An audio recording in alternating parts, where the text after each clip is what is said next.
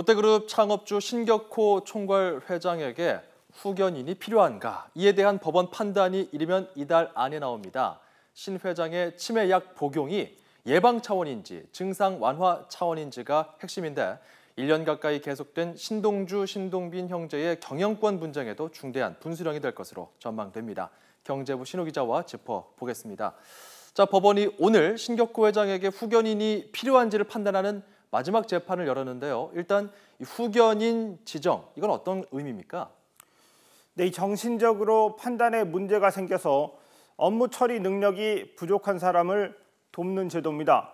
이 성년 후견 제도는 본인 또는 친족 그리고 검사 등이 청구할 수 있는데 신 총괄 회장의 경우에는 여동생인 신정숙 씨가 신청했습니다. 정신적 제약으로 업무 처리가 어렵다고 법원이 판단하면 법원이 정한 후견인이 재산관리나 법률 행위 등의 대리권을 갖습니다. 후견인이 필요할 경우 성년 후견과 한정 후견 그리고 특정 후견 가운데 한 가지를 결정할 수 있는데요. 성년 후견은 대부분의 판단을 대리인이 맡고 한정 후견과 특정 후견으로 갈수록 대리 결정의 수준이 낮아집니다. 자, 이 신격호 총괄 회장의 경우 여동생이 후견인 지정을 법원에 요청한 건데요. 어떤 문제가 있다는 겁니까? 네, 이번 재판을 통해서 신격호 총괄 회장이 치매약을 복용하고 있다는 사실이 공개됐습니다. 신 총괄 회장이 수년째 복용해온 치매약은 아리셉트라는 약입니다. 알츠하이머병 환자와 뇌혈관 질환을 동반한 혈관성 치매에 효과를 보이는 것으로 알려졌습니다. 신동빈 롯데그룹 회장을 포함해 후견인 지정에 찬성하는 가족들은 투약 기록이나 병원 진료 내역 등을 통해 신 총괄 회장의 정신적인 이상이 이미 입증됐다는 입장입니다. 반면 신동주 전 부회장 쪽은 치매약 복용이 치매 예방 목적이지 정신감정을 통해 치매 진단이 나온 것은 아니라고 반박했습니다. 양측 얘기 차례로 들어보겠습니다.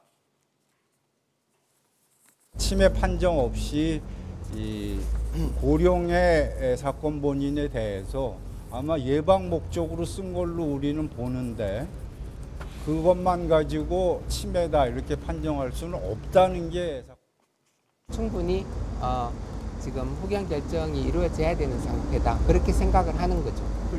치매를 예방하는 효과가 없어요. 이번에 그리고 치매에 대해서 증상을 완화시키는 그런 작용을 할 뿐이라고 알고 있습니다.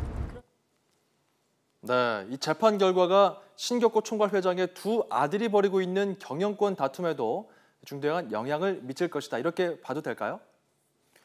네, 그렇습니다. 치매약 복용 사실이 알려지면서 후견인 지정이 유력하다는 관측이 나오고 있는데요.